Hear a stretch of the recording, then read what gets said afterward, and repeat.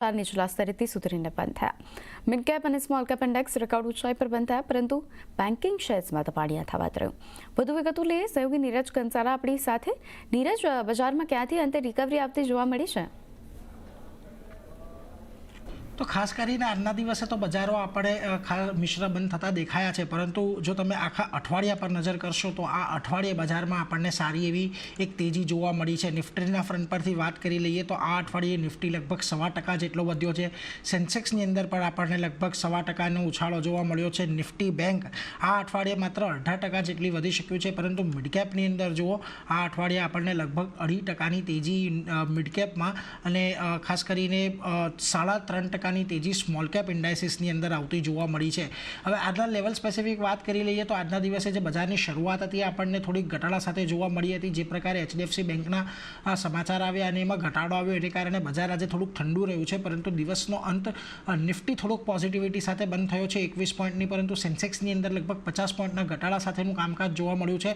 અને એચડીએફસી બેંકને કારણે આજે નિફ્ટી બેંકમાં એક મોટો ઘટાડો જોવા મળ્યો અને લગભગ 450 પોઈન્ટ જેટલો ઘટાડો આજે નિફ્ટી બેંકની અંદર આવ્યો છે, પરંતુ મિડકેપે આજે એક નવા શિખર અહીંયાથી આપણને બનાવતા દેખાયા અને ત્યાં એક સારી એક તેજી આપણને આવતી જોવા મળી।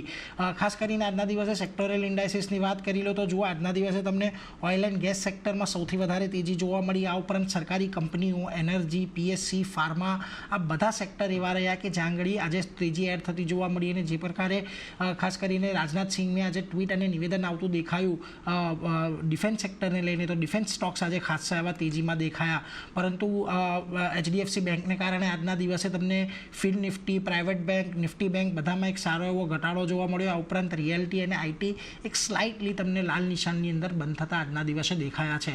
સ્ટોકની વાત કરી લઈએ તો આજે ઓએનજીસી તમને 4% જેટલી વધારા સાથે બંધ થયો છે। આ ઉપરાંત એસબીઆઈની અંદર પણ લગભગ 2.5%નો ઉછાળો આવ્યો છે। રિલાયન્સ આજે સારી એવી તેજી દર્શાવી છે, લગભગ 2-2.5%ની તેજી આવી છે। એ જ તેજીને કારણે આજે આપણને બજાર થોડાક ફ્લેટિશ બંધ રહેતા દેખાયા છે, કારણ કે એચડીએફસી બેંકની જે ઘટાડો હતો તેને આજે રિલાયન્સે ત્યાંથી કોમ્પન્સેટ કર્યો છે। આ ઉપરાંત તમને બ્રિટાનિયા, એચયુએલ, સિપ્લા આ બધામાં પણ એક સારી એવી તેજી જોવા મળી। ખાસ કરીને એચડીએફસી બેંક Q1 અપડેટ નબળા રહ્યા। ડિપોઝિટ ગ્રોથ અને લોન ગ્રોથની અંદર એક સામાન્ય ઘટાડો જોવા મળ્યો ક્વાર્ટર બેઝિસ પર, એના પગલે તમને આજે 4.5%નો ઘટાડો ત્યાં નોંધાયો। આ ઉપરાંત Titan, MNM, Tata steel, LTI, મેન્ટ્રી જેવા કાઉન્ટરે પણ ઘટાડાનું કામ કર્યું છે। બીજી તરફ તમે મિડકેપની અંદર ખાસ જોશો તો આજે આરવીએનએલના સ્ટોકની અંદર જબરજસ્ત 17%ની તેજી જોવા મળી છે। દિલ્હી મેટ્રો રેલ કોર્પોરેશન સાથે તેમણે એમઓયુ કર્યા, એને ત્યાં આગળ એક પોઝિટિવ અસર જોવા મળી। આ ઉપરાંત યસ બેંકના જે Q1 અપડેટ આવ્યા એને પગલે 11%ની તેજી ત્યાં જોવા મળી છે। સીજી પાવર, પેટીએમ અને લોરસ લેબ લગભગ 5%ના ઉછાળા સાથે આજે બંધ થયા છે, પરંતુ મિડકેપની અંદર આજે તમને કેપીઆઈટી ટેક, પીબી ફિનટેક, આઈડિયા અને બીએસસી આ બધા એવા કાઉન્ટર રહ્યા કે જ્યાં આગળ થોડુંક દબાણ આવતું જોવા મળ્યું। જો આજે ખાસ કરીને એચડીએફસી બેંક અને રિલાયન્સ બંને વિરુદ્ધ દિશામાં ચાલતા આજે માર્કેટની અંદર આપણને થોડુંક ખેંચતાણ જોવા મળી, પરંતુ દિવસના અંતે નિફ્ટી પોઝિટિવ તો સેન્સેક્સ થોડુંક નેગેટિવ બંધ થયું છે, પરંતુ આ આખું અઠવાડિયું નિફ્ટી માટે ઘણું સારું રહ્યું છે કે જ્યાં આગળ લગભગ આપણને 1.25%ના રિટર્ન આ અઠવાડિયે આવતા દેખાયા। જી નીરજ, આભાર આપનો જોડાવા માટે અને માર્કેટની અપડેટ આપવા માટે। અને ત્યારે હવે આગળ વધીએ અને વાત કરીએ બજાજ ઓટોએ દુનિયાની પહેલી સીએનજી મોટરસાઇકલ ફ્રીડમ 125 લોન્ચ કરી છે। નવી બાઇકમાં સીએનજી ટેન્કની સાથે સાથે ફ્યુલ ટેન્કની પણ સુવિધા આપવામાં આવી છે। આ બાઇકમાં પેટ્રોલ અને સીએનજીના ઉપયોગ કરવા માટે એક સ્વિચ પણ આપવામાં આવ્યું છે, જેના આધારે તમે બદલી શકો છો। બજાજ ઓટોની ફ્રીડમ 125ની શરૂઆતી કિંમત 95,000 રૂપિયાથી શરૂ થાય છે અને આ મોટરસાઇકલ ગુજરાત અને મહારાષ્ટ્રમાં તાત્કાલિક ધોરણે મળવા લાગશે, જ્યારે આખા ભારતમાં આવનારા ત્રિમાસિકથી મળશે। રાજીવ બજાજના 34 વર્ષના લાંબી કારકિર્દી દરમિયાન 100મી પ્રોડક્ટ લોન્ચ કરવામાં આવી છે। Customer is effectively telling us your job doesn't end with just sales and service of the product. You are responsible for the entire ecosystem, for the totality of my ownership experience. We all assure you we are with you through the life cycle of this product, through all the use cases of this product, through all the allied considerations of this product. Sir शायद इसको हमारा बजाज की guarantee ऐसा कह सकते हैं हम। તો વાત કરીએ વીમા અને શિપિંગ જેવા ક્ષેત્રોમાં કે જ્યાં જીએસટી નોટિસથી પરેશાન છે તેમને આગામી દિવસોમાં મોટી રાહત મળી શકે છે.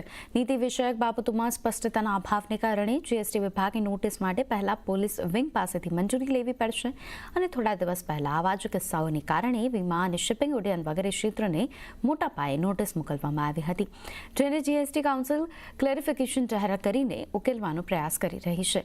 અને આના ઉપર તમામ વિગતો લઈએ. સંવાદદાતા આલોક પ્રિયદર્શી આપણી સાથે જોડાઈ गया है अपनी पास से. आलोक जी, जीएसटी नोटिस से परेशान क्षेत्र को कैसे राहत मिल सकती है? बिल्कुल, देखिए जीएसटी नोटिस से परेशान कंपनियों और जीएसटी कारोबारियों को आने वाले दिनों में बड़ी राहत मिल सकती है.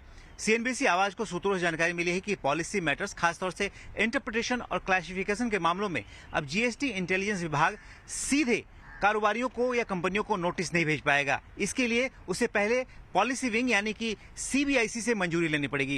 दरअसल पिछले कई सालों में तमाम सेक्टर जिसमें इंश्योरेंस, एविएशन, शिपिंग जैसे सेक्टर्स हैं, जीएसटी इंटेलिजेंस विभाग ने बड़े पैमाने पर नोटिस भेजे हैं. अगर इंश्योरेंस डिपार्टमेंट की बात करें तो इंश्योरेंस सेक्टर में 100 से ज्यादा कंपनियों को नोटिस गए हैं, जिसमें से 20,000 करोड़ रुपए से ज्यादा के टैक्स डिमांड जीएसटी इंटेलिजेंस विभाग की तरफ से दिया गया था. हालांकि हाल ही में जीएसटी काउंसिल की तरफ से इस पूरे टैक्स डिमांड को नल एंड वॉइड घोषित कर दिया गया, जिसके बाद ये जो देनदारी थी वो अब खत्म हो जाएगी. ऐसे मामले भविष्य में रिपीट ना हो, इसी को देखते हुए अब जो हमें सूत्रों से जानकारी मिली है कि सरकार ने डिसाइड किया है कि ऐसे जो पॉलिसी मैटर्स होते हैं उनमें जो लिटिगेशन कम करने या फिर जो कानूनी लूप होल्स की वजह से जो जीएसटी इंटेलिजेंस विभाग नोटिस भेजता है, उस नोटिस भेजने से पहले एक बार वित्त मंत्रालय से जरूर मंजूरी ले, क्योंकि आने वाले दिनों में जो लिटिगेशन बढ़ते हैं उससे सरकार के जीएसटी कलेक्शन पर काफी असर पड़ता है. तो कुल मिलाकर जो आने वाले दिनों में जीएसटी नोटिस की जो फ्रीक्वेंसी है काफी कम हो सकती है. जी आलोक जी, शुक्रिया आपका हमारे साथ जुड़ने के लिए और ये सारी डिटेल्स देने के लिए. तो बात करिए